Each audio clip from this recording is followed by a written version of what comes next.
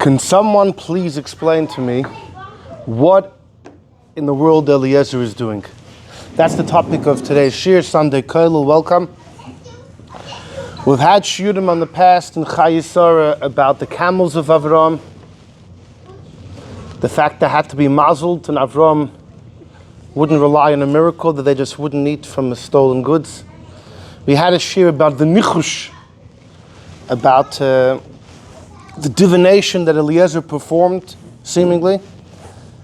He made a simon, and based on that decided how to act, which is a halachic problem. We had a whole shir about that a number of years ago. Today we're discussing the actual story of Eliezer's career as a shadchan, perhaps, as we'll see about that. But first and foremost, who exactly was Eliezer? He comes up in Parshas Lech Lecha by name. In this week, he's never mentioned. In this week, in the whole Chayisar, it's just the Eved, the servant. No mention of his name, Eliezer. Is it even the same person? It almost represents the fact that Eliezer here has no personal identity. So we don't even label him by his name. He has no identity, other than the fact that Eved Avraham Anochi, I'm just a servant of Avraham. But the Medrash says incredible things about Eliezer. When it says HaMoishel B'chol Asher Loi, that he ruled over everything, it means he ruled over his Yetzer Hara just as much as Avraham did. Eliezer was a very righteous man. Who was he? Look at number one, the Pirkei de Rabbi Eliezer. Umin me'ayin hoya avdoi. Where did Avraham get Eliezer from? Ella. Kiven sheyotza mi'ur kastim. When Avraham exited the flames of Ur Kastim, or number one, when Nimrod cast him into the flames, Avraham exited alive. It was an incredible miracle. You can imagine there was lots of publicity. Amdu kol gedolei hader, all the gedolim arose, v'nosnu aleim matanos, and handed him gifts. Amongst those that gave him gifts was Nimrod himself. The Amad Nimrod got up, the kosav es avdoi Eliezer l'Avraham. Nimrod wrote over his servant Eliezer, he bequeathed him to Avraham.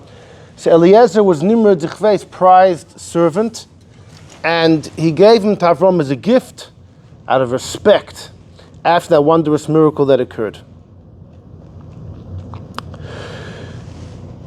Interestingly, if you look in the Targum Yonasan Ben Uziel on Chumash, it says there actually that Eliezer was Nimrod's son. It says Eliezer bar Nimrod. He was the son of Nimrod. Yeah. In the Pirkei de Rabbi Eliezer, it says Eliezer had been the servant of Nimrod. In the Targum Yonasan, which is a Shiloh who wrote it, if it's from Yonasan ben Uziel or a later Tana, but it says over there that Eliezer was the son of Nimrod. If you look in Medrash Rabbah, it says over there that Eliezer is connected with Canaan. Now, Canaan is another son of Chum. Chum had Mitzrayim, he had Cush, and he had Canaan. Cush is the father of Nimrod. So if Eliezer actually is the son of Nimrod, like Targum Yonasan writes and suggests, then yes, Eliezer comes from Chum, but from the line of Cush. But if you look in Medrash Rabbah, it actually relates him with Canaan, to the point that many understand he was Canaan himself. Cham's son Canaan. The Medrash Rabbah seems to indicate that Eliezer was in fact Canaan himself. Not just that he stemmed from Canaan, he was an anacle of Canaan, he was a descendant. No, he's Canaan himself. Now, Canaan himself had been cursed by his Zayd and Noach to be a servant to Shem and Yefes. Well, if Eliezer himself is Canaan, he becomes a servant to Avraham. That was the literal fulfillment of the prophecy, the curse of Noach. So that's a Medrash Rabbah, literally Canaan. There were old editions of Rashi, that there's a Rashi in this week's Parsha where he said Eliezer was a son of Canaan. So he's still pretty close to Noach, but he's a son of Canaan. He's a son of Canaan. Most kids learn in school that Bechlal, he came from the family of Canaan because Eliezer told Avraham, who he tried to insinuate to hint to Avraham, you have a son, I have a daughter, let's make a match. So Avraham said, I can't because my seed is blessed and you're cursed. Why was Eliezer cursed? Because he came from Canaan. So it's pretty much a known thing that Eliezer comes from Canaan. But there was an old manuscript of Rashi where it says he was Canaan's son, and better yet, there's a reading in the Medrash Rabbah that he was Canaan himself. According to the Targum Yonasan, he didn't come from Canaan. He came from Cham, but from Cush via Nimrod. According to Pirkei de Rebbe Eliezer, we don't know which family he came from. We just know that he was a servant of Nimrod. Okay, that's just a bit of background about the opinions. But continues the Pirkei de Rebbe Eliezer, the fourth line. When Eliezer was goyimel chesed with Yitzchok, in this week's parsha, he finds a match for Yitzchok. Avraham freedom. It sounds like Avraham freed him as a reward, which is a problem because there's a mitzvah in Torah called La'olam bohem ta'avodim parshas Bahar, that one who has a servant, an Eved Kanani from the 7 nations of Israel, if you own them as a servant, la'olam, or could be any goyish servant, la'olam bohem ta'avodu, you should hold on to them forever. It may dafka not refer to the 7 nations because lo yisachaya kol neshama. No, because there are ways that they could survive. But either way, there's a general idea that kol hameshachar avdoi over be'esei. Anyone that frees. What about the 50-year anniversary? That's for a Jewish slave who wanted to stay beyond 6 years. For a Goyish slave, there's a lo'olam behem tavod, hold on to them forever. It's clear in the Chumash. We know Avraham kept the entire Torah, even rabbinics, even Eid of Tafshilin, even the rabbinic inyanim. For sure, something that would be a clear pasuk, and it's something which applied then like ever. You want to say matzah, Avraham kept matzah, we didn't leave Egypt yet. This is though a mitzvah. This is a mitzvah which is equally logical then, perhaps, than it is now. You'd think Avraham would definitely latch onto it, and ironically, he dafka frees him as a reward. Are you allowed to do that? But Avraham gives a bris to his entire household, so he has a bris. So he's not. You have to give. If you own a non-Jewish eved, you must give him a bris. But he had the bris. Every non-Jewish servant you own, you give a bris. So this implies that he was no longer non-Jewish. Because if you say that, it tells him that you to be freed in this world. So the way it works is like this. If you acquire a goy as a slave, the slave must have a bris, and he becomes a quasi-ger. The Gemara says he's no longer a goy, not yet a Jew. He's in no man's land. We have a few such people in Torah. Someone who had milah without going into mikveh, a goylom according to Rabbi Yosef Engel. You have different things which are not a goy, not a Jew. Hold on. So, what were we just saying? So when you bring this evidence to your home, the person has to go through a bris, and they become chayiv in certain mitzvahs. They become chayiv in mitzvahs like a woman. The male would not have to don tefillin and tzitzis, but they have to keep Shabbos. Hold on. But they have the halachic status of an eved. If at some point you free them, then they become a full-fledged Jew, and they're supposed to do another bris, meaning prick a bit of blood, go to mikveh again, etc. Eliezer had a bris, fine, but he is the classic example of owning a non-Jewish slave who had a bris, so he's half a Jew, and yet the Torah instructs you have to hold on to them. Okay. Now shoot. This implies that he was already freed because it said to free him in this world. Yes, he freed him. And the question is, how did Avraham free him? He's not allowed to. But that's what I'm saying. So obviously he already became a full Jew. You only become a full Jew after you free him, but what allowed him to free him? I'm not old enough. And the especially that many understand the reason that the Torah prohibits freeing your eved based on a pasuk of loy sechonem. You can't give free gifts to a goy, which means to give them free land in Eretz Yisrael, unless they're a ger toshev and they keep the 7 mitzvahs, etc., etc. but you can't give them a freebie. And part of that is not to just free them you can't just give them a gift and free them. And Avraham did exactly that. It sounds like also he freed him after he brought Yitzchok home. Right. Right. Okay, and we'll talk about that soon. Continues the Pirkei de Rabbi Eliezer. Hashem rewarded Eliezer in this world.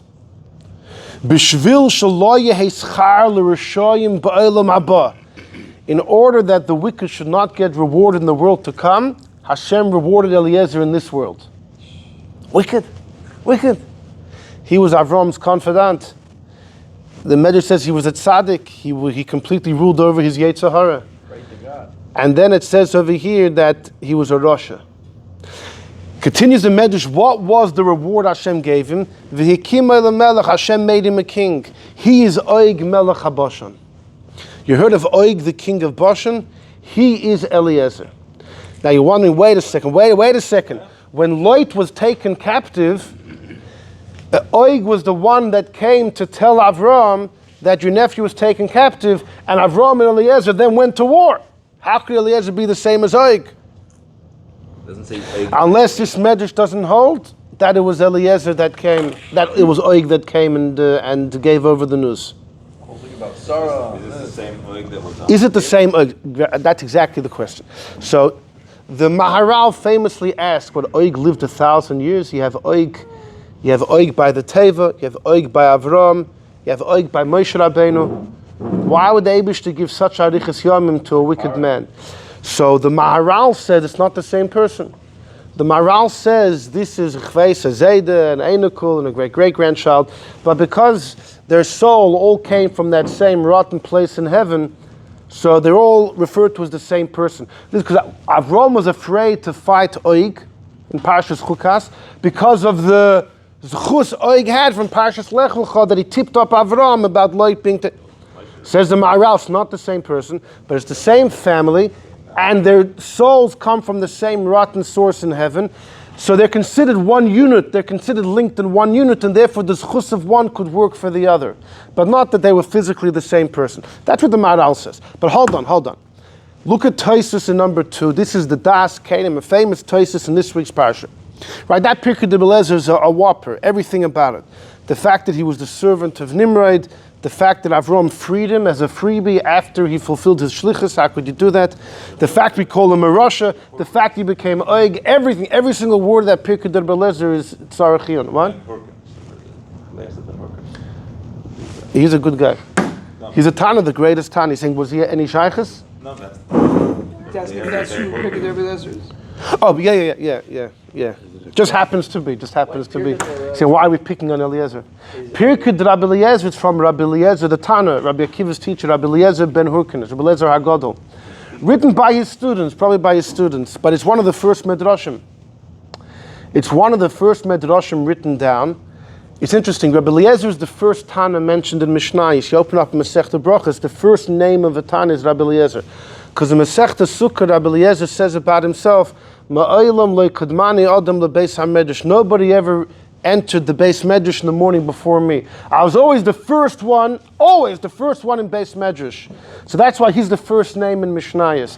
And his Medrash is actually one of the first Medrash. Some say this might have been the first piece of Torah Sheba'al Peh publicly written and disseminated was Pirkei de Rabbi Eliezer. Yeah, before Mishnayos. Sure, this is Rabbi Akiva's teacher. You had Megillus Tainus, okay, about what? He got started late in life. In his 20s, yeah. The first 2 prokim of Pirkei de Rabbi Eliezer is a fantastic story about how he started off as a good boy and then he went to work. He went into business for a couple of years, for a while with his father. Then according to some, he was in his late 20s. He said, enough's enough, and he ran away and he went to yeshiva. Rabbi Eliezer ben Hurkanes, yeah. Yeah, we once discussed, years ago, we discussed in the Shabbos afternoon. He's the one who Talmidim and his father came. Yeah. His father came to disown him. And then his father saw that his son is the one darshaning in Yerushalayim, exactly, by Rabbi Yochanan ben Zakkai. Fine. Anyhow, join me in number 2, comes the Das. By the way, today's shir is a halachic topic. This is just to segue in. Who was Eliezer? In number 2 is the Das Canaan of Baalei Tosfos. Ulai lo isha. Right, so Eliezer famously told Avraham, you want me to go get the girl. What if the girl doesn't want to return back with me? Should I bring your son there? Avraham said, no way. Not in the world. No way in the world. Says Taisus, Pirush Rashi Zal, Shalakach Ksiv Elai Choser. The word is supposed to be ulai with a vav, perhaps, but it's spelled without a vav, could be read Elai. Lamedrash is to expound Elai to me. Eliezer had a daughter, and he was kind of hinting to Avraham, if that girl doesn't want to come back, I have a girl right here waiting for you.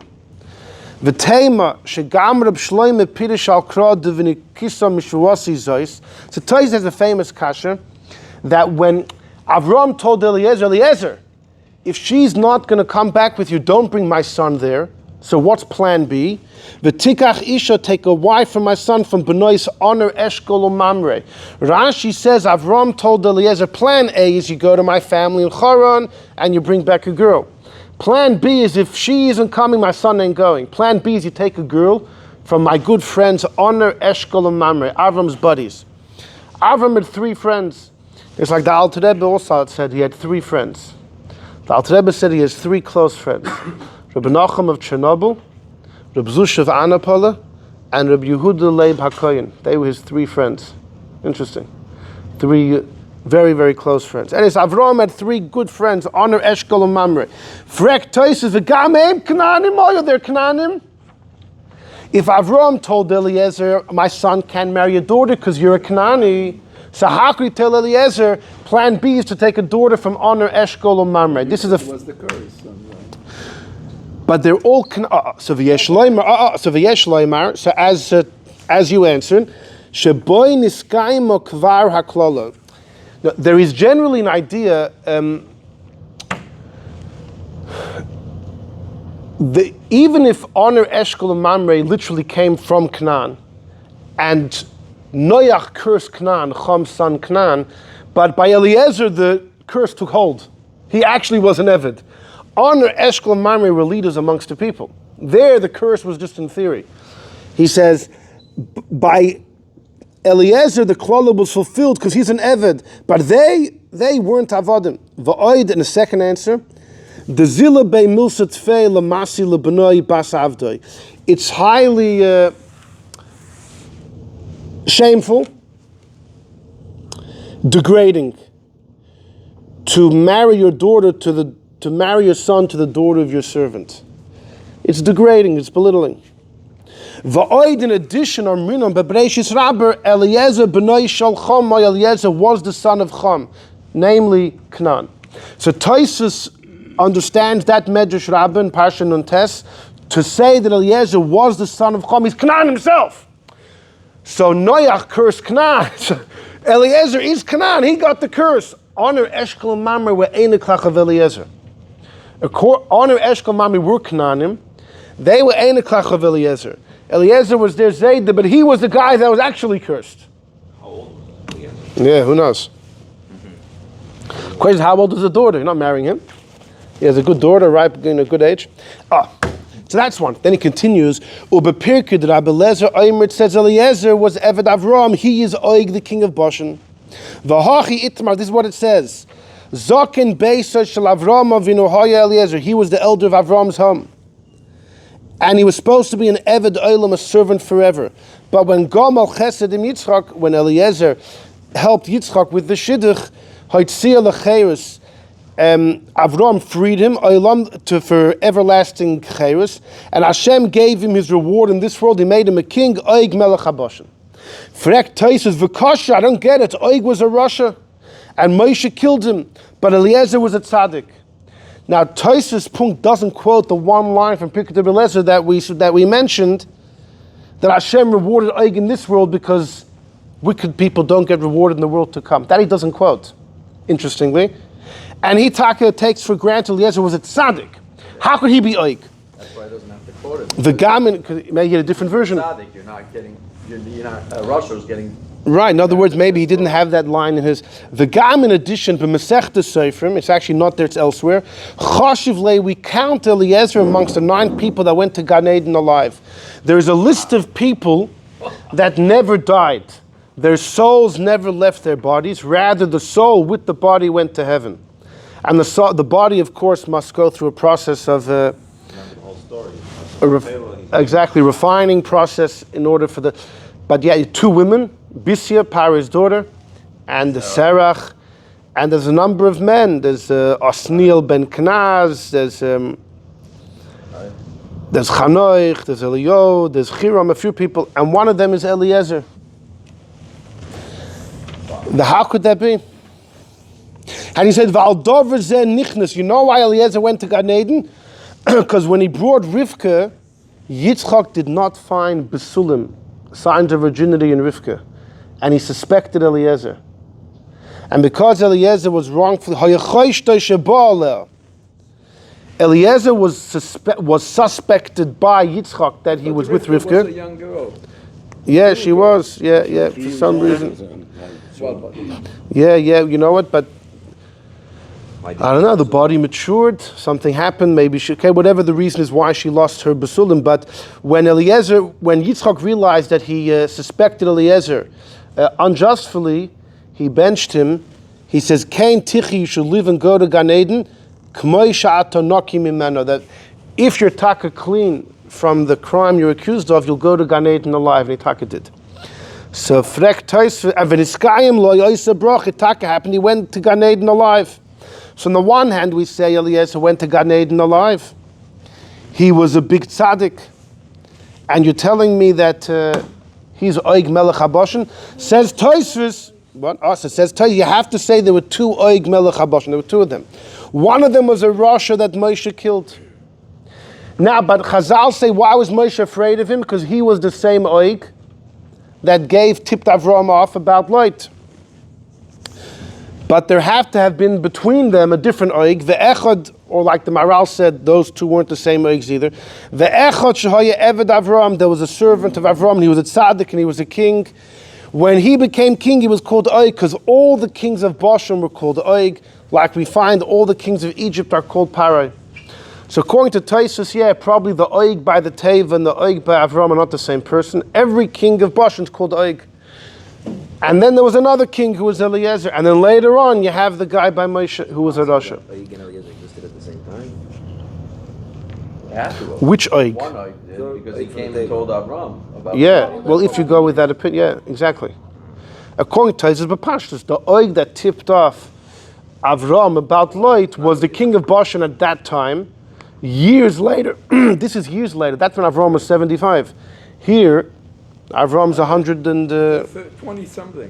140, because Yitzchok's going to be 40 when he marries 140, so it's a long time later. Yeah.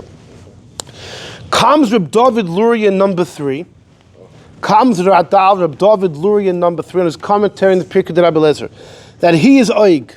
Eliezer's oig. He says v'cheinu bebreishis Rabbah and Dvarim Rabbah and Zoyer Chukas and Masechta Seifrim. That oig is Eliezer. V'niras. Says the Radal, you know what I think? I think these Medrashim are arguing on what it says in Derech Eretz Zutta that Eliezer and Avraham went to Gan Eden alive. I think it's a debate. If Eliezer went to Gan Eden alive, or if his oig is 2 different opinions. How do I know? Shahari oig hargo Moshe. Because oig was killed by Moshe.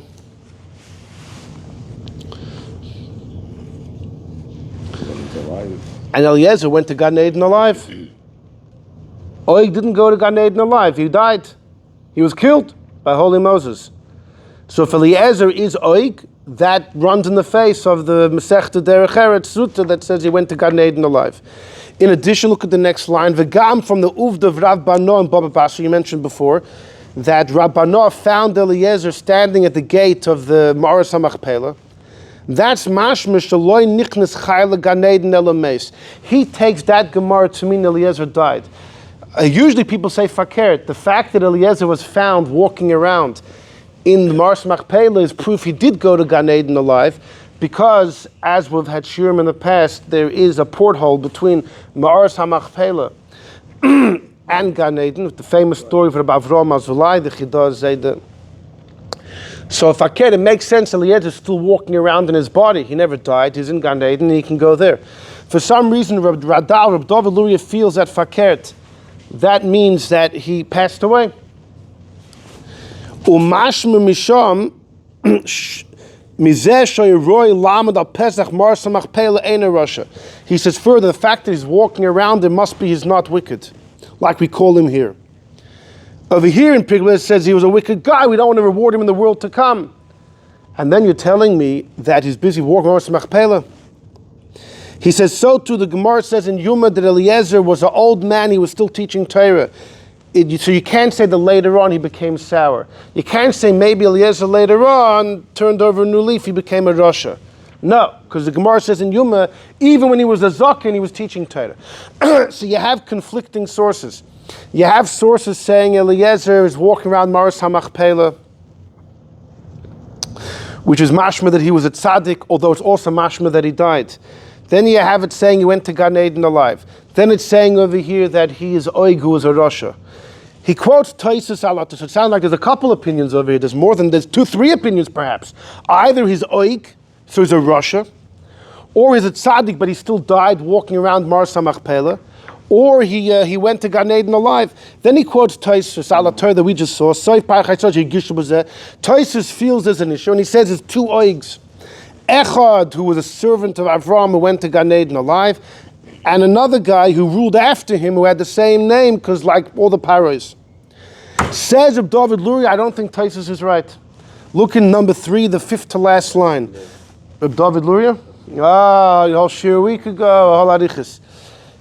He passes away in the mid-1800s.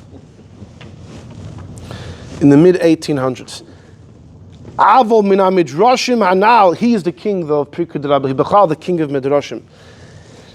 He says, but from the midrashim I said before, it's clear that Oig, that Moshe killed, that is Eliezer Eved Avraham, and that's why Moshe was afraid of him. And so to look in Targum Yonis and Sof Parshas Chukas. Says of David Luria, no, in the midrashim I quoted, it says that the Oig that Moshe killed was Eliezer. You know why Moshe was afraid of Oig? Not because he tipped off Avraham that Lot was taken captive in Lech Lecha. This is Eliezer. Which means that the opinion that says Eliezer is Oig, it's the very same Oig Moshe killed. Now the truth is, if you look in the midrashim that he quoted, it actually doesn't say that. Now, I don't know the Zohar, I didn't see the Zohar. In the Targum Yonis in the end of Chukas, it does not, which is the story of Moshe fighting with Oig, it does not say that Oig was Eliezer. It says Oig had done kindness with Avraham and Sarah.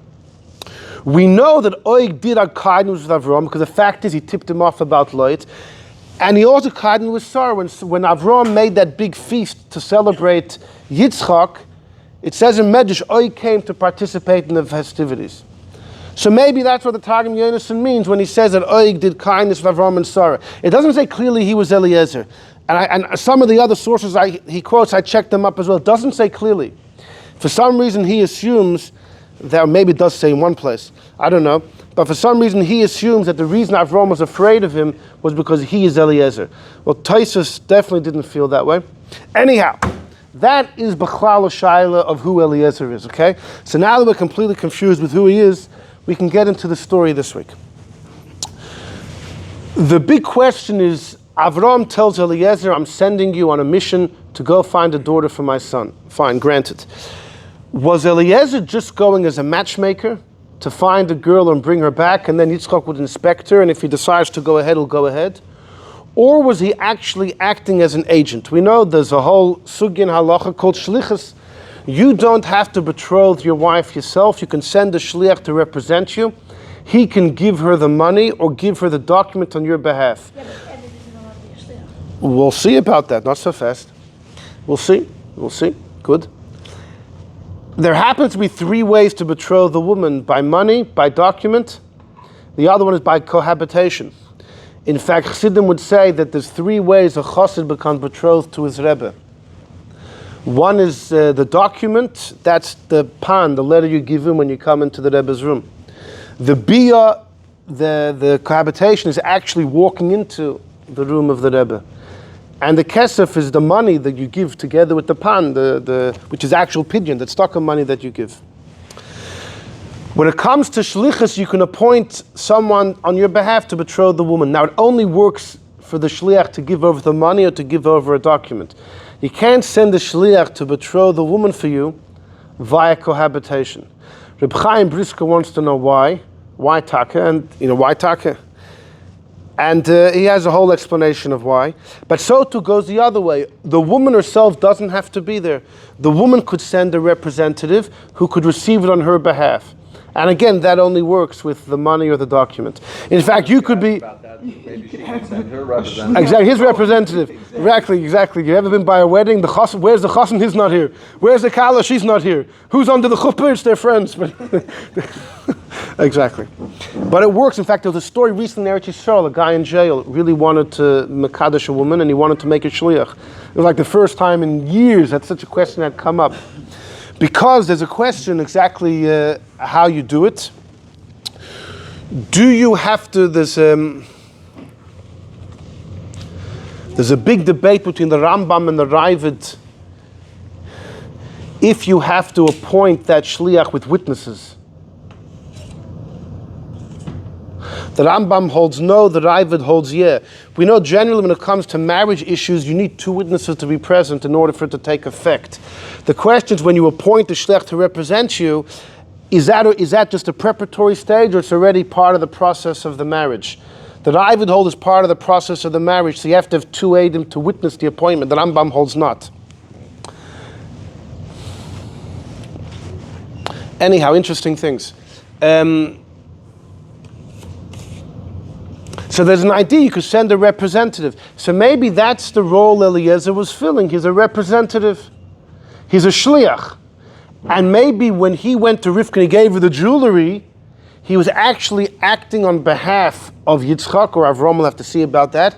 And he was affecting the marriage, the betrothal, which is at least the first stage of marriage, known as the Kiddushin. Or in Aramaic, the Erusin, right? We know there's two stages of marriage. There's the betrothal, which makes the woman removed from the entire world. She's designated for you, she's miyuchedes for you, and at that point, if she commits adultery, it's a capital crime. But back in the day, a year later would be the actual marriage when you bring her home to your house. There's like you go fishing, there's the pulling the fish out of the water, it's out of the water, but then you have to roll it home, right? So back in the day, it took a year between the two. But we actually learned from this week's parasha when it says about waiting a year. But today we do it 10 minutes apart, one from the other. We divide between them by reading the Ksuvah. By the chuppah, there's a kibbud we give to read the Ksuvah, which is a very big honor because there's no nekudas in the Ksuvah. If you're being asked to read the Ksuvah, it means people believe you have a good reading of Aramaic. It's a big honor to read the Ksuvah, but sometimes you have someone who reads the Ksuvah and it's his first time, it takes him 45 minutes. So the amount of time you have today between the Erusin and the Nisuin can be 10 minutes or an hour, depending on who's reading the Ksuvah. And the question is, though, is that what Eliezer was doing? Did he go to effect a marriage or just to bring her home? That's the well-known kasha, okay? So, if you look in Taisus in the well-known question, and we're going to see a fascinating thing over here. Number 4 is Taisus in Masechta Ksuvas. The Gemara there is discussing how do you know you have to have a minyan for Sheva brachas, known as Birchas Chasanim, the bracha of the chasan, or Birchas Nisuin, the bracha of the marriage, or we call Sheva brachas today. The Gemara says we learn it from Boaz. Boaz took 10 people when he wanted to marry Rus. Says Taisus in number 4, but Masechta Kala, if you look at Masechta Kala, we bring a different pasuk in this week. Vayevarchu es Rivkah. When it says that Rivkah was benched, and Eliezer had 10 people, he brought 10 camels with him, right? What do you think? There was nothing on top of the camels? There were people on the camels. Each camel had somebody on top of it. There were 10 camels. So now, the Rogatchover wants to know, why did he bring 10, not just 9? Why couldn't he be the 10th? Okay, and we'll see about that in a minute. Why did he bring 10? Well, he's chopped liver? What was it? No, these were Avraham's chevra. They were as Jewish as you could be at the time. Avraham, Megayer, Ha'anoshim. But yeah, let's open up a big can of. I don't say worms because it's a big can of chveis, of geschmack stuff. But what? This was after the bris, yeah. So says Tosfos. So he wants to know, why does Masechta Kala learn from Rivkah that the 10 people that she was benched? And the Masechta Kala says, that's where you learn you need 10 people for a marriage bracha. And the Gemara says you learn it from Boaz. Says Taisus, 2 different brachas. Ikala Meimar, Hasam Birchas Eirison. By Eliezer and Rivkah, they were affecting the first part of marriage, the Eirison. Right, that bracha that we say today, we do it all together. Back in the day, it wasn't all together. It's 2 distinct elements and processes. Eliezer did that was the Eirison, the bracha of the engagement, the halachic, the Torah binding engagement, the Kiddushin. There's a bracha there too. V'hacha, but by Boaz, those birchas desunus, 7 brachas. Fine. V'yesh lulmoid misham, says Taisus, look at this. That yesh levarach birchas Eirison leisha miskadeshes aidei Shliach. When this guy in jail in Eretz Yisrael wanted to marry this woman via Shliach, do you make the brachas of Eirison? Do you do the Kiddushin? When you make the Kiddushin, does the Shliach make the bracha? He's representing the groom, but the groom's not here. Says Taisus, you do, because Eliezer made the bracha. Eliezer Shliach, Eliezer was a messenger.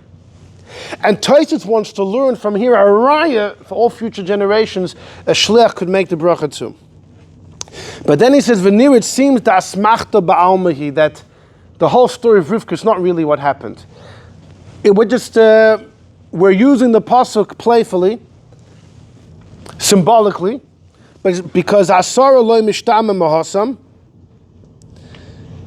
because you don't see clearly there were 10. Charles, why there were 10 people with Eliezer. V'loy Iri pshat the krab pirchasei, and also the simple reading of the pasuk is that they benched Rivkah that she should have a beautiful family and offspring. It wasn't pirchasei.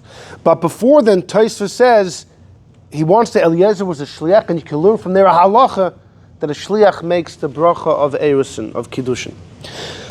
So this Tosfos is quoted left, right, or center as a source that maybe Eliezer was in fact mamish a shliach affecting the first part of the marriage. He wasn't just a shadchan bringing a girl back home. Who disagrees? Tosfos. Where? On Chumash, in the Sefer Moshav's Canaan. Tosfos says it can't be that Eliezer was pulling off a Kiddushin. He was only a matchmaker. You know why? I'll tell you why. The Gemara says in Kiddushin that it's usher to marry or to do Kiddushin to a woman if you haven't yet seen her. Also, la'adam la'kadosh isha ad sheyirena. You can't betroth the woman without seeing her prior. Why? Because you'll betroth her, so she's your wife. And then you'll see her, and there's something unseemly, you're not happy, and you'll dislike your wife, despise your wife. But Yaakov is a generation later and never saw. Yaakov definitely saw.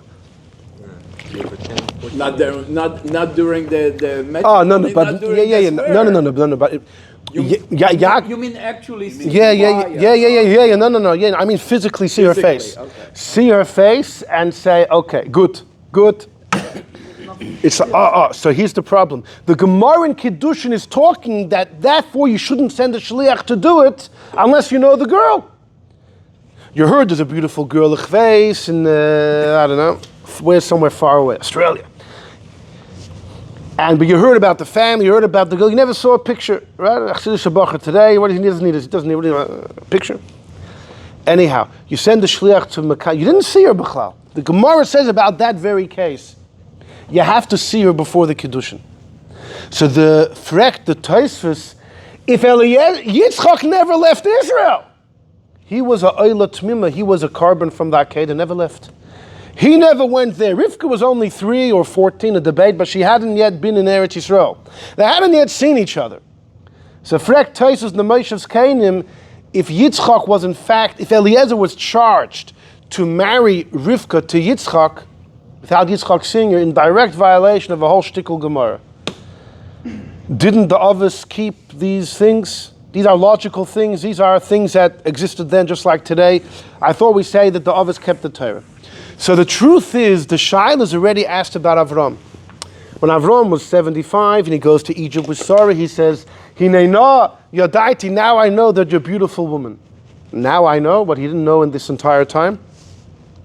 So Rashi on the pasuk brings 3 explanations of what he meant. Pshuto Shal Mikra, Rashi quotes from the Medrash Rabbah that Avraham said, I've always known you're beautiful. Now is the time we have to worry about it. In Egypt, unscrupulous fellows, who knows, will take advantage of you, they might kill me, etc. But one pshat Rashi brings from the Medrash Tanchuma that Bechlal never noticed how beautiful she was. Until now, because while they were going over water and he saw, he didn't even look at her, he saw a reflection of her, and he was taken by it. The Baal Shem Tov actually said this was part of Avraham. It says Avraham, when he went to Egypt, Vayerid, he had a Yerida. Part of that Yerida wasn't just physically going from north to south, but it was a spiritual Yerida reflected in the fact that now he noticed how beautiful his wife was. That's what the Baal Shem Tov said. I've seen other people who want to say just the opposite. The first words Avraham is recorded saying in the Chumash is telling his wife, "You're beautiful." Those are the first words Avraham said. Isn't that a lesson? This is what Avraham represents. The Baal Shem Tov said the opposite. This was part of Avraham's Yerida, that he started noticing these things. But either way, everybody asks, according to the Pshat of Rashi from the Tanchuma, that Avraham never noticed how beautiful she was. But he's talking about two different beauties. The first one was her spiritual beauty, or her soul. And this one he realizes her physical beauty, Yeah, but other people see. Fine. The question is, if he only realized her physical beauty now, that means he didn't look at her before he got married? No, he did, but he only saw her because Avraham only sees the greatness of her, not. So he looked at her, and now, because the reflection in the water, as when he sees her spiritual beauty. But when he sees the reflection of her, he only sees the physical. Right. Okay, it's a very interesting idea, granted. I give very, very interesting point to ponder about. So who asked the kasha? The Marsha asked the kasha. Because the Gemara says in Baba Basra, Eoy said that I made a treaty with my eyes that I don't look at other women. And Rava said, Eoy didn't look at other women, but at his wife he looked at. But Avraham didn't even look at his own wife. So everybody asks, how could Avraham have married Sarah without looking at her? He only looked at her when he was 75 in the story in Lech Lecha. How did he violate? So the Marsha says maybe Avraham only began to keep the Torah after he had his bris.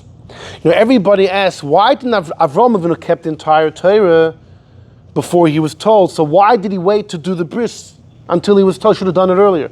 The Marsha says, no, he only started keeping the Torah after he got the bris. That's how he married Hagar, who was a mitzvah, and the Torah says you can't marry a woman from Egypt. At the time he married her, he wasn't yet keeping the Torah. And at the time he married Sarah, he wasn't yet keeping halacha. No. That's one approach. So you can't ask, why didn't he do the bris earlier? He didn't do anything earlier. He only started keeping the Torah after he did the bris, which he was told to do. That's one option. Others say, why do you have to observe your wife before you marry her? Because if you don't, and then you're married and you look at her and she's unseemly, you won't like her. But what if you never plan to look at your wife? Avraham was never planning to look at Sarah. So there's no concern. I won't look at her before or after. And they were married for years. How can this be on the literal level? There's a big shaila how many years Avraham and Sarah were married before this point. How old was the big machlokes in the Seder Adaris? He brings numerous opinions. How old Avraham was when he married Sarah. It's not simple at all. Bechlal, I've mentioned in the past that the Arizal says that Avraham and Sarah had not been physically together till after Avraham had circumcision. Because the Gemara says in Yevamos that Sarah was an islandess. She was physically incapable to have children. In fact, the Rogatchover says that's why it says about Sarah she was Yefas Mara, but not Yefei Toyar, like it says about Rachel. The difference is Yefei Toyar is the physical makeup of the body, and an islandess doesn't have the chest a regular woman has. And therefore she didn't have that Toyar, she didn't have that the image, but she had the Mara, she had the beautiful countenance. What the Rogatchover learned. That's why Avram says that you're Yefas Mara, but about Rachel it says Yefei Toyar and Yefei Mara. Anyhow, but the Gemara says in Yevamos that Sarah was a type of woman that was physically unable to have children. By the way, the Brisker Rav says that's why Avraham never davened for her. Avraham never davened for Sarah. Yitzchok davened for Rivkah, not Avraham for Sarah. Because Avraham thought, she has no womb, Bechal. She has no womb. So how could It wasn't. Got mad at Avraham for not davening for her. No. Yeah. Yeah. It doesn't say the davening. Yeah, you didn't pray for me. You didn't pray for me. She got mad at him for not praying for him. Chamasi alecha, but for not praying, or because she felt that Avraham was giving too much room in the house for Hagar. The Orach Chaim learns that Sarah and Avraham had a big debate of the halachic status of Hagar. See, Hagar had been Sarah's maid, she wasn't Avraham's to free her. Sarah freed her, but only to some degree. There was a debate between Avraham and Sarah how freed Hagar in fact was. But either way, back to so the Arizal says that because Avraham knew that Sarah was incapable of having children, they Bechlal weren't physically together because didn't want to have Zerah Levatol, a wasted seed. It wasn't until their names were changed, Avraham and the Bris, Avraham knew now's for real. Now the Eibush has changed nature. So Bechlal, they weren't physically together. It helps you understand that. But the Rashi says when Avraham had a bris, that it was easier for his bris to be than you. So I asked that I asked that in a shir on Shabbos, that by Avraham his bris was easier than Yishmael because it was already Nismaya Chalidei Tashmish. Was the first time it was So right. So either he was with Hagar many times, but why they only have one child? Right. So the Pashtus, according to that statement in Rashi, he had been with Sarah many times before. But the Arizal says no. I mentioned it seems to be the machlokes between the Kabbalists. What about the debate of whether Sarah was his niece or his daughter or his sister? Daughter? That I never heard. What debate is this? It was his niece. Sarah was Lot's sister, the daughter of Haran. So here's the thing. So by Avraham, there's a major discussion. So some want to answer very simple. Avraham saw Sarah before they got married. Of course, you have to. Years went past. He got busy, she got busy. He never really paid attention. Now he's 75. He looks at her and he realized that she's just as beautiful as ever. That's what the Tanchuma meant. When Avraham said, wow, I see how beautiful you are, he hadn't realized over the last 30 years she hadn't aged a day and she was as beautiful as she once was. I would say maybe he looked at her by the wedding day. Every color looks beautiful. No raya, every color looks beautiful, right? 30 years later. No, but doesn't even on the wedding days. You know what they say? There's the woman that you see. There's the woman that you get engaged to. There's the woman you get married to. Then there's constantly a progression in development, stages of development. Exactly. Every bride is beautiful, definitely. That's the Machbei Shammai Beis Hillel about how to praise Kala on the day of the wedding. But either way, there's ways to get around that. The point is, the same way you had this major discussion by Avraham comes Taisus in the Moshe's Canaan. What about Yitzchok? What about Yitzchok? If Eliezer in fact was a Shliach of Yitzchok, that means definitively Yitzchok and Rivkah were wed without Yitzchok seeing her prior. Problem. And therefore Taisus Moshe's Canaan says Eliezer was just a Shadchan. Okay. Look at number 8. There's actually an interesting debate between the Rambam and the Raavad. Umuter lehistakel, says the Rambam. You're allowed to gaze b'pnei apnuya, says the Rambam in number 8. Bechlal, looking at women is not advisable. But you're allowed to gaze in the face of a pnuya, in the face of an unmarried woman, ulabodka, to study her, whether she's a basula, whether she's a virgin or not, but she's not married currently, and you want to see if she could be your wife. So you're looking for a reason. If she's no be'enov, you marry her. Ve'ein bozet sadish, there's no iser. V'loy oy deloroi laskin. Fakert says the Rambam, you're supposed to. Avaloy yistakel derech znus, but don't obviously have improper thoughts, chas v'shalom. But you're literally checking her out, you're boiduk, you're studying her to see if it makes sense, if you like what you see, to put it in simple words. And the Rambam says not only it's not a problem, it's fitting. Now it's funny, the Gemara said it's usher to be with her until to engage her until you see her. The Rambam doesn't say the word iser. If you look in the Smag, the Sefer Mitzvahs Gadol, he writes there's a chiyuv to look at her. There's a chiyuv to look at her. Some say that the Rambam here is talking about histaklus. The prohibition is to be mekadesh without seeing her face b'chlal, to see if there's any if there's any huge alarms.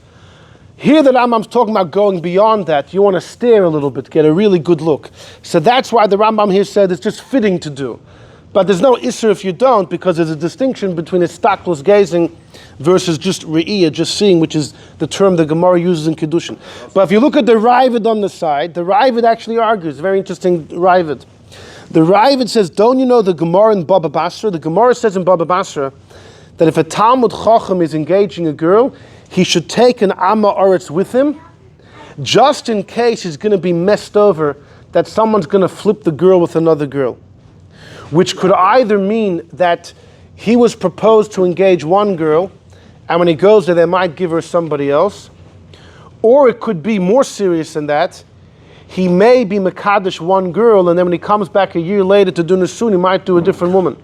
Right. A Talmud Chacham doesn't know. The cup is nicht in die Sachen. So therefore he takes an Amma Oretz with him, because the Amma Oretz wird gut wissen sein. The Amma Oretz, you take your good friend, your street smart friend, and he's going to know exactly if this is the right girl or not. Says the Ravid, what do you see from here? Ein derech Talmud Chacham bekach. The Talmud Chacham's derech is not to look. So it sounds like from this Ravid, the Talmud Chacham is actually not supposed to look. So someone suggests, fakert, Yitzchok was going like the Ravid. Maybe it's a debate between the Rambam and the Ravid. Eliezer was a chveis, maybe the Amma Oretz who went to go see. The Talmud Chacham himself doesn't have to see. The problem is, that means you're saying that the Gemara, the Ravid quote, is at odds with the Gemara in Kiddushin. The Gemara in Kiddushin says you can't be Mekadesh woman without seeing her. You have to see, and then this Gemara in Baba Basra says, no, you don't have the Talmud Chacham, does you take an Amma Oretz with you. In fact, so the Maggid Mishnah says that this whole thing is gone out of proportion. Maggid says no contradiction. The Maggid Mishnah says you have to see her yourself, but you could just see her. But you might, when you come back a year later to do Nisun, you may have forgotten exactly what she looked like. They could substitute her with a girl which looks very similar, right? They both look good. So you're happy to marry either, but you don't know exactly which one's what. So according to the Maggid Mishnah, this Gemara, the Ravid Marshals, has nothing to do with upschlugging the Gemara in Kiddushin. You still need to see her before the Kiddushin, which the fact is by Yitzchok and Rivkah, if Yitzchok was a Shliach, it didn't happen. Fine. So that's the Kash of Toisus and the Moishev's Canaan. So how are we going to answer that for the Toisus by us in number 4? If Eliezer was in fact a Shliach, how will you answer that? So that's our first Kasha, okay? The first Kasha is if Eliezer was in fact a Shliach, you have the screaming Kasha of Toisus and the Moishev's Canaan, that how in the world could the Kiddushin have happened without seeing her prior? They all attack Avraham for doing that, and we gave the answers that we gave before, the different answers. None of them will work for Yitzchok. Fine. Okay, the Maggid Mishnah though says the Gemara, the Ravid quotes, is actually irrelevant. Fine. Look at number 5 for a second. Join me in the Kedushas Levi from the Barditchever. The Barditchever says beautiful. When Eliezer came, he says, Loi uchal, they said, eat something. Right? They want to poison, eat. He says, I can't, ad Hashem devar, until I speak. Says the Barditchever, why did Eliezer refuse the meal? Because Eliezer, Kiddushes Rivkah, b'shlichus Yitzchok. He says a fact. Eliezer was Mekadesh Rivkah as the agent of Yitzchok. The chosen on the day of his Kiddushin, he has to fast. Asul lo lechol, he can't eat until after the Kiddushin. On the day of your Kiddushin, you fast until after the Kiddushin. So the Shliach has to fast. V'zehu, that's what Eliezer meant. Lo yuchal, I can't do it until I speak, meaning until we get the Kiddushin over with, then I could eat. Actually, they quote this Barditchever for the halacha that if you send the Shliach to do Kiddushin, the Shliach has to fast. Now the truth is, hold on, the fasting is not for the Kiddushin, it's b'pashtus for the chuppah. For the Nisuin, because it says a chosin by the chuppah you get forgiven for all your sins. Okay, but these days we do it at the same time. But in that story it was only the Kiddushin. Even if Yitzchok would have been Mekadesh Rivkah, he wouldn't have had to fast. It was only the first stage. Unless the Barditchever holds that maybe you have to fast for Kiddushin. When we say that a chosin gets forgiven for all his averos, who said it's by the chuppah, by the Nisuin? Maybe it's by the Kiddushin as well. Anyhow, but that's what he says, cute. That's why Eliezer said, I can't eat. First we speak, we get the Kiddushin done, then I'm like a chos, and after the chuppah, then we can. Or it could be Ratza Lechel Sudas Mitzvah. He wanted the meal to be a Sudas Mitzvah. And that's why I can't speak, I can't eat until we speak, to first goymer the Kiddushin, and then the meal will be Sudas Mitzvah. Fine, it's just an interesting idea. If you look in the Maharil Diskin, Rabbi Yeshua Yehuda Leib Diskin, known as the Brisker Rav, the original Brisker Rav, the Rogatchover studied by him. The Maharil Diskin, very great man, at the end of his life he moved to Eretz Yisrael. He has a beautiful commentary on Chumash, and everyone quotes him as saying the following. You know why Eliezer didn't want to eat? He says like this. According to the opinions, Eliezer was a Shliach, right? We have a kasha, how could an Eved be a Shliach? One of the biggest kashas on the story of it. What we're going to do, by the way, we're going to ask a few questions, and then we're going to wrap it up with a fascinating answer, okay? But we're just in the lead up now to the second question. The halacha is, if you have an Eved Kanani who is quasi-Jewish, he is allowed to be your Shliach for certain things, but not when it comes for Kiddushin or Gittin. He can't be your messenger to effect Kiddushin, not for you, not for the woman, or Gerushin or divorce. And the Gemara says in Gittin, why? Because the whole Gittin don't apply to him. He can't effect Kiddushin himself. He can't give a get himself. And since he's not part of the whole ballpark of Gittin and Kiddushin, he can't be a Shliach for... If you can't do it yourself, you can't be a Shliach for somebody else. So that's what the Gemara says. And that's normative halacha, that an Eved cannot be a Shliach for Kiddushin or Gittin at all, although for other parts of halacha he can, because he's not a goy. A goy b'chal can't be a Shliach. A Shliach has to be a ben bris, has to be part of the covenant. An Eved he has a bris. But for Gittin and Kiddushin he can't. And he can't do both parts? What? He can't do both parts? Oh, neither. Unless you hold like the Ri Migash, Rabbi Yosef ibn Migash, who was the Rebbe of the Rambam's father, Reb Maimon, the great student of the Rif. The Rambam writes that reading the works of Rabbi Yosef ibn Migash is frightening.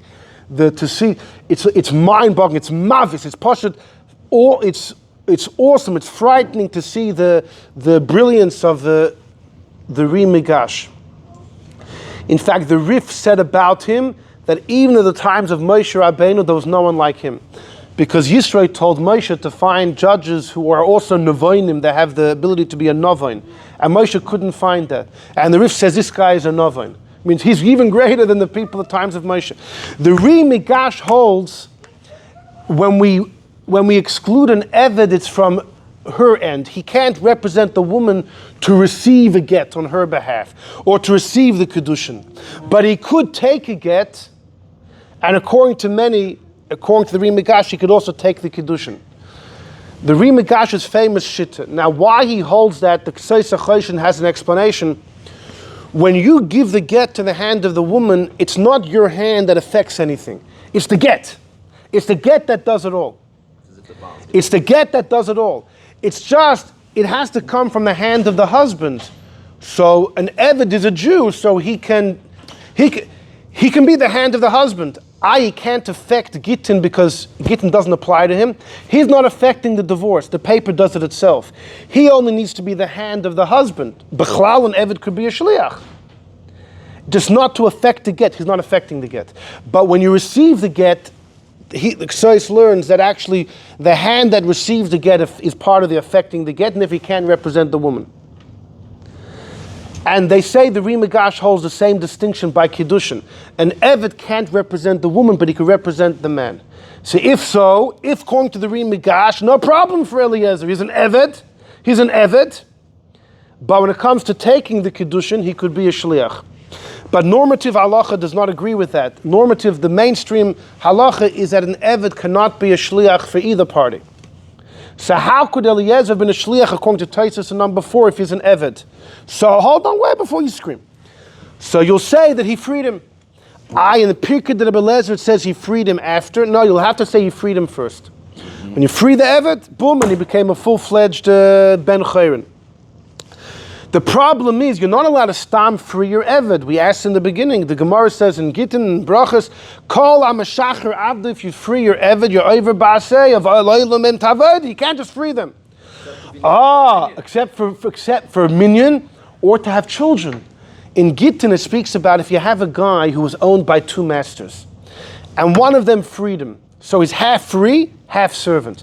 He can't marry anyone. He can't marry a shivcha because half of him is free. He can't marry anyone. Not only marriage, you can't do a lot of things. You can't. Well, you can make money. You have the share on At least for half, or 50% of the time. Yes, I'm not repeating that. Right. But we force the master who owns his half to relinquish the half in order this guy could have kids. So says the Maharil Diskin, Yitzchok needs to have kids, right? And he needs to marry the right person. Why was Avraham so particular? Dafka, go to my family. Avraham's family, Besuel Lovan, these aren't the finest men on the block. The Ran has a famous drasha, and Drashas Haran, says the Ran, that the people in Canaan were corrupt in their midos, in their character. Character flaws can be hereditary. Avraham's family had good character. They were corrupt in their outlooks, their hashkafas. Hashkafas are not hereditary. And that's why Avraham was certain that he'll be able to get a good find in his family. If it was different. Exactly. So,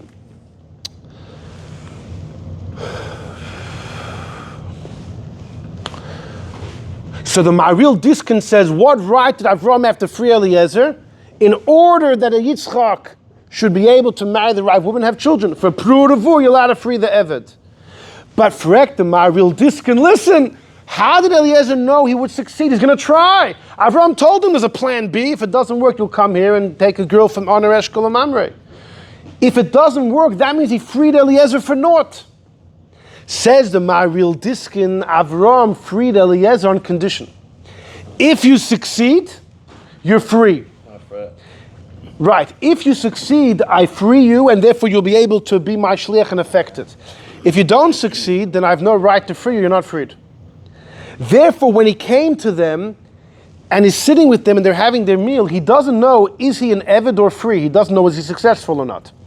Says the Maharil Diskin, there's a halacha, an Eved is not allowed to join free people during their meal. He's supposed to eat on the side, make their own zimun. Say, Eliezer, I can't eat. I don't know if I'm allowed to join you. Here's like a Rogachover answer. I don't know if I'm allowed to join you.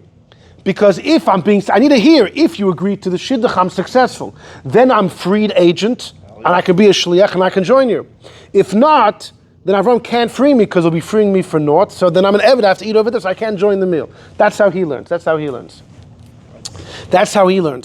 So I saw some people ask on the Maharil Diskin, but then once he was successful, he was definitely free. But if you look in the Psukim, he's still referred to as an Eved later on. Why? Yeah. Kasha number 2. Yeah. My Okay. question is, Yeah. Don, we're going to finish up quickly. Yeah. Okay, since he gave over all his possessions. I didn't mean you to should finish up Yitzchok. quickly. I'm saying the shear we're going to finish quickly. Yeah. You could take your time. Yeah. Since he gave over a star that all his possessions belonged to Yitzchok. Yes. So he was Yitzchok's. Okay, we're going to get to that. We're going to get to that mamish in a moment. If you look in number 6, the Rebbe in a footnote in his last sikha that we have on Chai Yisrael from 1992, the Rebbe says in number 6, Eliezer was an Eved, right? The Ein Eved Nasa Shliach LeKiddushin. Assuming Eliezer was an Eved at this point, we know an Eved can't be a Shliach for Kiddushin, because he's not b'toras gittin v'kiddushin, like we mentioned before. He could be a shliach for other things because he's a ben bris, he's part of the covenant, but he can't be for gittin kiddushin because he's not part, because they don't apply to him. He quotes from the Rambam and the Shulchan Aruch, etc. I said the Ri Migash and others disagree. They distinguish between representing the woman or representing the man, but the Rambam doesn't. But says the Rebbe, so what will the Rambam do for Eliezer? Yishleima b'pashtus. First of all, the Rebbe says it could be shelifnei matan Torah ye'efshel limnois gam eved l'shliach. It could be before the Torah was given, this disqualification did not apply. Why? Because there was no Torah's Kiddushin before matan Torah anyhow. There was no real Torah's Kiddushin like we have today. There's the famous Brisker Rav Velvel of Brisk, who wants to explain why Yaakov was allowed to marry 2 sisters. So Velvel of Brisk says, if someone lives with sister number 1 today without marriage, and then he lives with sister number 2 without marriage, right? There's the issue of being with a woman without marriage, but as far as two sisters, it's not an issue at all. It's only if you marry. It's only if you married the first, then the second one becomes chorus to you. If you never married the first, it doesn't. Then it's fine. There is a din from the Chachamim that if you were with one sister, Sprinze, and then you want to marry her sister, the Chum don't want you to do it, because what's going to happen is when you marry the second sister, the first sister is going to come visit, right? Because it's her sister. And you know her, right? Unfortunately, you know her too well. And therefore you'll get up to trouble again, and at this point she has chorus. So the Gemara says you shouldn't do it. L'chadchila. But if you're not marrying either of them, there's no issue of sisters. Says the Brisker Rav, before the Torah is given, there was no such thing as Kiddushin. Didn't exist. What Yaakov did then is actually perfectly fine today. Because at that point, Kiddushin didn't exist. But that was it was just like someone being today with two sisters with not marrying either of them. What would you like to say? Yaakov was different because Yaakov had the contract, and he was cheated. So that's a completely different story. It wasn't by his will. Yes. Okay. It was to become. Yes, you're right. No, that's a good answer. No. The Brisker Rav still stands by what he said. As good as your answer is, there's numerous ways of tackling the issue. Hold on. So the Rebbe says, now once you say this, so then the whole Shlichus thing falls off. Then the Rambam the Rebbe quotes in this footnote over here is that before the Torah was given, marriage was just bringing the woman home to you, which means Eliezer accomplished nothing in Choron. So then that really dismantles our whole shir, and therefore we're going to quickly go weiter in order that we. If you say there was no Kiddushin, then what could Eliezer have affected? He was just a shadchan, like the Moshe's Canaan says. Hold on. Continues the Rebbe though, u'b'mincha belula u'pirish Maria, the Maria is Rabbi Yisrael Isalan, one of the last of the Rishonim. He says Avraham freed Eliezer. V'lochein nasa shliach l'kiddushin. Rabbi Yisrael Isalan, and like we saw before from the Maril Diskin, the shear's back, exactly. That Avraham in fact had to free Eliezer in order Eliezer would not be an Eved, in order that Eliezer could be a Shliach.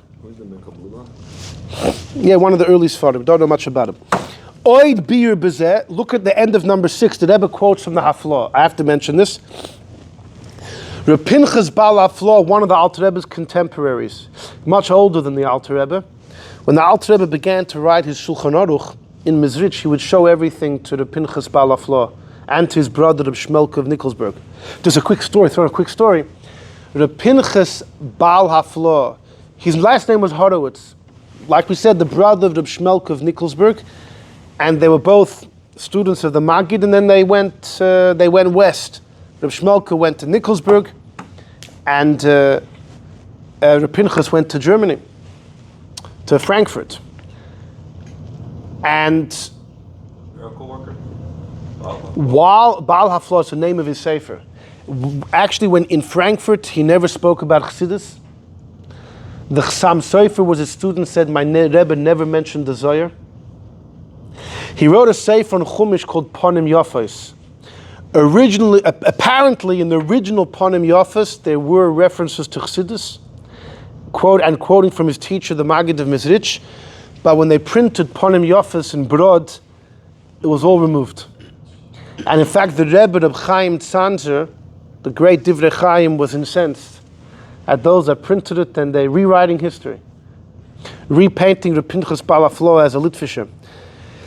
But the Pinchas Baal Haflah, when he first came to the Maggid, he came with his brother. There's a number of stories. One of them was they spent a few days in Mizrich. It wasn't what they expected. They were big mafalfalim and Gemara, and it wasn't what they expected, and they planned to leave. They went to the Maggid, to his room, and said, we're leaving. The Maggid said, stay a couple more days.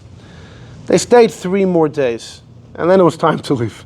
They told the Maggid, they wanted to get a birchas prayed to get a blessing of departing.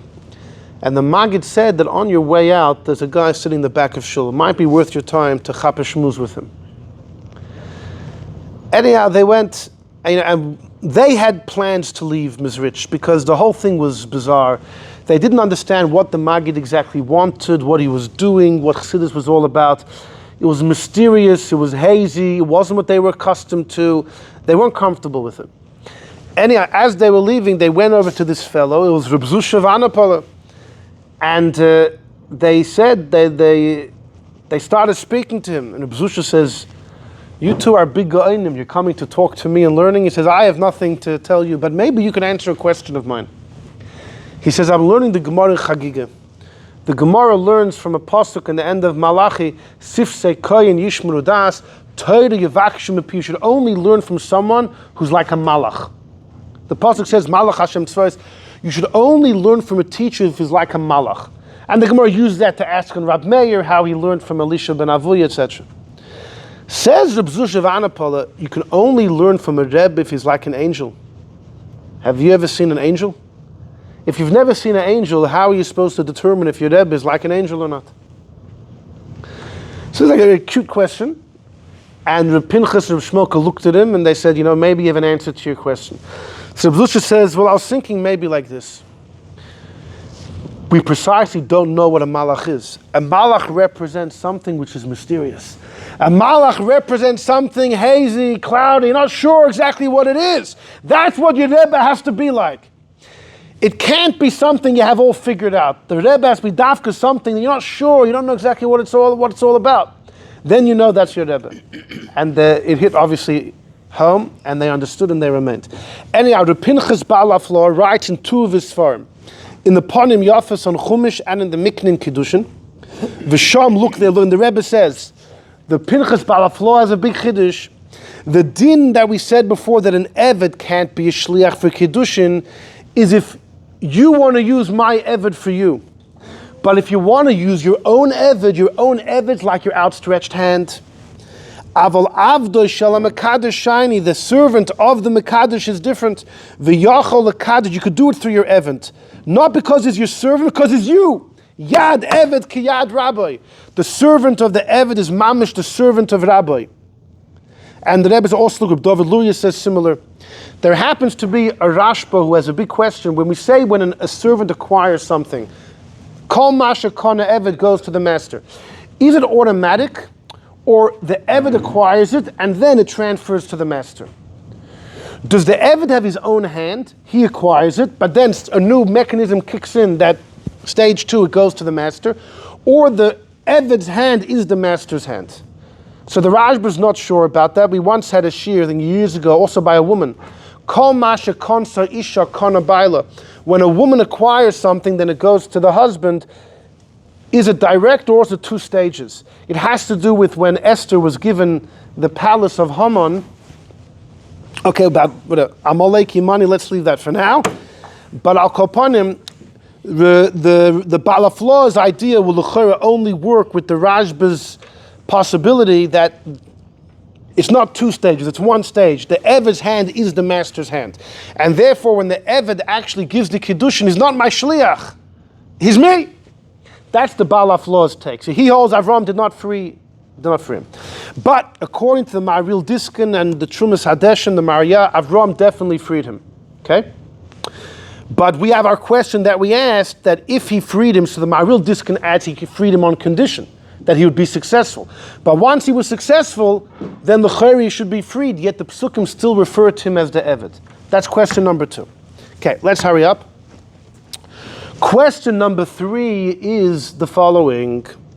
Look in the Barditchever number 9. Says the Barditchever, Unavar lama mitchila rotzo akidushin ubsoif loy rotzo kedushin. Says the Barditchever, in the beginning, they didn't want the Kiddushin. They did, and then afterwards they changed their mind. He says, you know why? Lavan and Besuel had a bad intention. They wanted to kill Eliezer. Now here's the deal. If you send the Shliach to marry a woman to you, you didn't tell him who, and the Shliach dies, you're in hot water. Because you have to assume the Shliach did his Shlichus, and he married you to somebody, and you're never going to know who. So you want to marry another girl on the street, she could be your sister-in-law. She could be your wife's sister, carries chorus. Many, many women are now unavailable to you because they could be a direct relative of the woman you're already married to. It's a Gemara in Gittin that says if you send a Shliach to marry to a woman, then you have to, and you didn't tell him who, you got to wait for the Shliach to come back to find out who. Until then, you really can't go over to other women and start marrying them if there's a concern that it could be. Sinister plot, huh? It's like a male. So they told Eliezer, yeah, do the Kiddushin. And then they wanted to kill him. In order that Yitzchok would never be able to come and marry any of the girls in that family anymore, because each one would be a possibility of his sister-in-law. So that's what the Barditchever says. The Barditchever says that's why Lavan and Besuel wanted to kill him. So he says in the third to the last line, Betchila they wanted the Kiddushin, and then they wanted to kill Eliezer in order that Yitzchok won't be able to have children, because it's also by all women that it's possible that they're direct relative of... What was their motive, though? To widen the anti-Semites. What do you mean? Nephew. Yitzchok. Oh, so some say this pshat nagod that Lavan wanted to destroy everything. It was through this. Yitzchok would never be able to have kids based on this Barditchever. No, so here's the Shaila. I have to. Wait a second. No, hold on. I have a big Shaila for you. The halacha is that because of this potential catastrophe, when you send a woman, a shliach, you have to tell him who. You're not supposed to send a shliach just mekadesh to me a woman because of this potential catastrophe, like a blind shlichus. You can't do that. So how did Avraham and Yitzchok do that? That's our third question. The next question was a question Rabbi Blank said. Who b'chlal was Eliezer a shliach of? Was he a shliach of Yitzchok or Avraham? If you look in the Psukim, Avraham sends him. A father has no right to appoint a shliach on behalf of his son. A father has the right to represent his daughter, a young daughter, to represent her and accept Kiddushin on her behalf from a potential groom. But not to represent his son. How could Avraham have made Eliezer? Until now, say Avraham freed him, he made him a shliach. Avraham b'chlal, it's not his right. He's not authorized. So in fact, if you look in the Rogat in number 10, look at the Rogat in number 10, he says, Avraham told Eliezer, put your hand under my thigh. He says, look in the Gemara in Shavuos, that we learn out from here, when you make an official oath, you have to hold on to a holy item. But correct the Rogat the law is only when you make a shvuah in Bezdin, you have to hold on to a holy object. This was not in Bezdin. How could you say you have to hold on to an item? And he quotes Rashi in Gittin Daf Lamed Hey, who says clearly, when something's out of Bezdin, you don't need to hold on to an item. So how could this be the source that you have to hold on to an item, a holy item, which Dafka applies in a shvuah in court when this didn't happen in court? How can you say that the time of Avraham this was not Beit Din? There was no other Beit Din. He was the only Beit Din. What Bezdin is him and Eliezer in his private bedroom? Look what he says. Avraham is the only Beit Din that existed at this time. Okay. Good. Tzarech loim is like this. Be'emes shliach asa yotze Yitzchok Avinu. Says the Rogat Shavah, Yitzchok appointed him as a messenger. But Avraham made the condition that you have to bring the girl here, you can't take my son there. V'geder Bezdin. He says, his question was based on the fact that Avraham's speech towards the Eliezer, this was an appointment speech, I'm appointing you, it wasn't the Bezdin. Says the Rogat Shavah, no, he got it wrong. Yitzchok had previously appointed Eliezer. Over here, Avraham was coming as a chief judge and saying, there's a rule over here. You can't bring her here, and you can't bring my son there, to only bring her here. That was done as a Bezdin. But if Eliezer wasn't his to play with, then how could he make that condition? Eliezer belonged to Avraham, sure he could. Avraham Yeah, was but if Yitzchok was the one who made him the shliach, then how could he interfere with that? No, he belongs to Avraham. And also, Yitzchok would agree with any conditions stipulated by the father. Mitzvah Shem, by the wedding in Mitzvah Shem, all conditions your father lays, you should go along with it. So the Rogat Shavah says Yitzchok appointed him. Fine, and Avraham just came in as a chief justice and implemented some laws. That's his take on the matter. Yitzchok appointed Eliezer, but the Torah only speaks about Avraham speaking to. According to the Rogat Shavah, how come the Torah only speaks about Avraham, missing out the Iker, which was Yitzchok's appointment of Eliezer? How does it go with the Rebbe's beer, though, that it was like him, the second part? Because he gave him a That's shot. what Adam's going to have to No, say. which part? From Oh, no, that's the Baal HaFlo. That's the Baal HaFlo. No, the Rebbe Bechal doesn't go with the Baal HaFlo. He just brought it in make it more colorful. Okay. So some want to suggest, hold on, maybe Yitzchok appointed his father Avraham, and his father Avraham appointed Eliezer. Shliach oiser shliach, right? We're coming to the Kiddushin, Shliach oiser shliach. So I want to tell you something. Garnished poshet. For one shliach to make another shliach. The Gemara says a number of times as a rule. A shliach oiser shliach is only if I give something tangible to shliach number one, he can give that to shliach number two. For example, I have a get, a full-fledged get. My wife's overseas. I tell the shliach, please go give this to my wife. The shliach is on his way, and then he can't travel. He's sick, he's ill, he can't travel. He ran out of money. They threw him off the train. The plane made an emergency landing. He can ask someone else to go. Shliach, because he's handing over the shlichus via the actual get. But what if I told someone, on my behalf, go write a get for my wife? And then the guy broke his hand, he can't write. He can't give that shlichus over to a second party, because he's not giving over anything tangible. It's only an instruction. It's called mili, words. Mili loy mimsur l'shliach. Instructions, words can't be handed over from shliach A to shliach B. There has to be something tangible. What about when it comes to Kiddushin? I give over a ring to the shliach. And this shliach, to mekadesh me a woman in France, he gets stuck and halfway there. So he gives it over to somebody else. He's giving him over a ring. So you would think he's giving over something tangible. Comes the Kaddish Meiradosh. The Kaddish Meiradosh. His name was Reb Shlomo.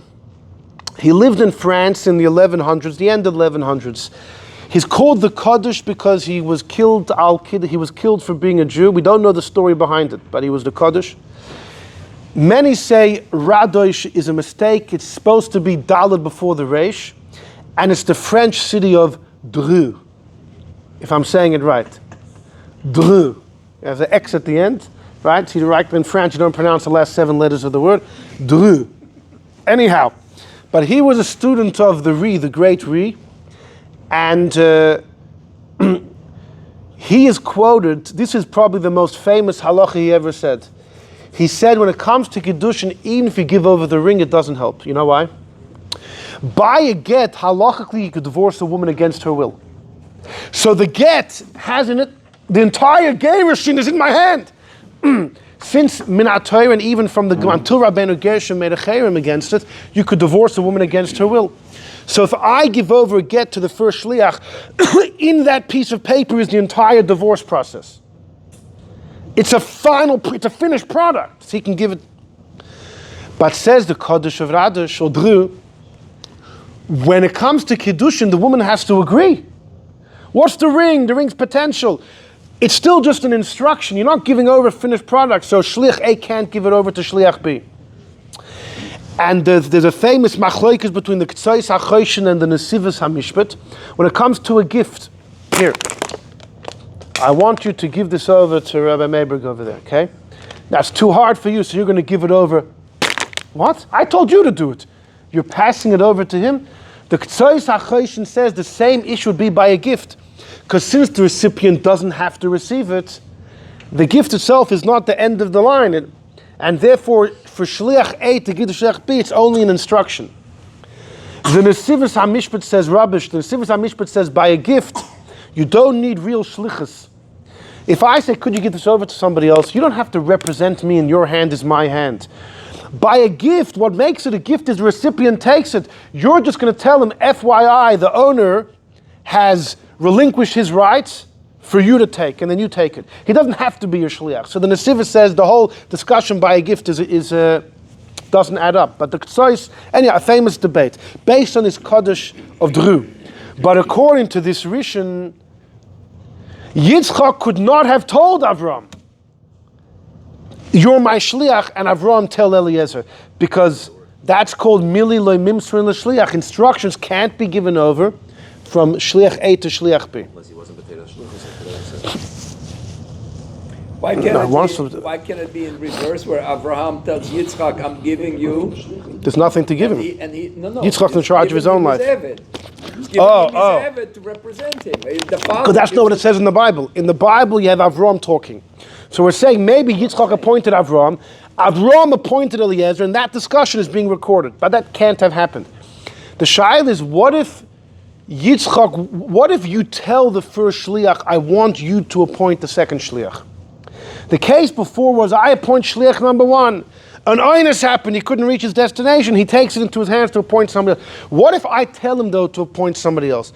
It's called Oimer Imru. I tell you to tell somebody else. So there's a big debate between the Ramban and the Rashba, if it works or not. So, okay, if you go there, maybe there's room to give an answer that Yitzchok told Avraham to appoint Eliezer. But upon him, we have a couple questions here, and we're going to answer all of them with a very simple idea, okay? The question number one was the shail of Taisus and Moshe's Canaan. If Eliezer is a Shliach, that means he affected the Kiddushin without Yitzchok seeing Rivkah. Problem. Now, we spoke about that for a while.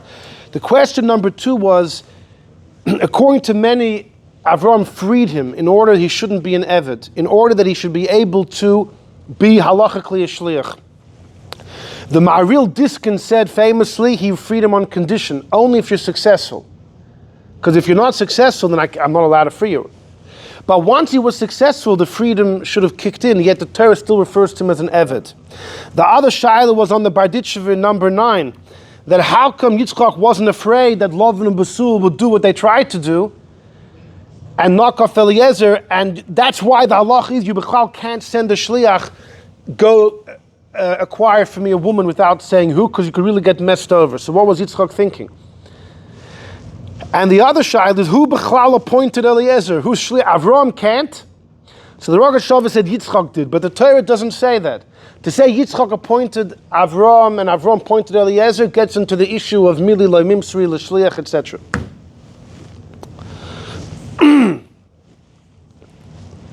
So the answer to this is, and a number of people posit this as there is a Gemara in Gittin that, Kiddushin, on page 45b, I didn't get a chance to put it on the paper. The Gemara there discusses a case where imagine a child, a teenager, a son, over bar mitzvah, he tells his father, Tata, I really want to get married. And imagine he even said the certain girl he wants to get married to. Could the father on his own become a de facto shliach on behalf of his son because it's for the best interest of his son? What do I mean? There is a general halacha called zechiyah. If you're walking down the road and you find a golden watch and you say, hey, I know that Yankel, my friend, would love this watch. If you pick it up having that in mind, it becomes Yankel's. Yankel never appointed you. He could have appointed you as a shliach. He doesn't know you're there. He doesn't know about the watch. Doesn't matter. Since it's definitely a zchus, zachin la'adam shaloi b'fanav. You can benefit a person without him being there, without his presence, without his knowledge. Now, how does Chiyah work? There's a big debate in the Rishonim in the beginning of the second Perek of Kiddushin, but many learn it's because you become a default Shliach. You become an automatic, since he definitely would have appointed you, you become his Shliach. So imagine, you know that you have a friend who likes Chveis, a certain girl, Sprinze. He really wants to marry her, but his Chveis is embarrassed of her. He doesn't. You could go up to Sprinz and say, I hereby, you have the plates, the broad shoulders, you're comfortable. On behalf of my friend, he loves you and this and that. I'm a Kaddish, do you accept? And she says, yeah. L'chayra, if it's Taka's chus, you know that your friend wants that. You become it works in all, if you become a shliach for him, it works by monetary matters. Why wouldn't it work by marriage? And the Gemara, in fact, says about a father, the case about a father, the father knows that the kid wants to get married to a certain girl, he can do that. And Rashi explains it's because of Zichuzach and because his mazakah, he becomes his default shliach. So there is a discussion, is it only by a father or any friend? The logic really should be that anyone could represent you. If it's definitely a zchus, they could represent you. So how do you know if it's a schus? Imagine you have a friend who says, "Oh, I wish I can get married," and you think you found the perfect girl. Who said your friend thinks it's the perfect girl? You don't know that. But if he says, if he designates the girl, then it should work. So the question over here is like this. Yitzchok wants to get married. You can imagine after the Akedah, almost the whole thing was blown. Yitzchok wants to get married. Avraham wants to marry him off.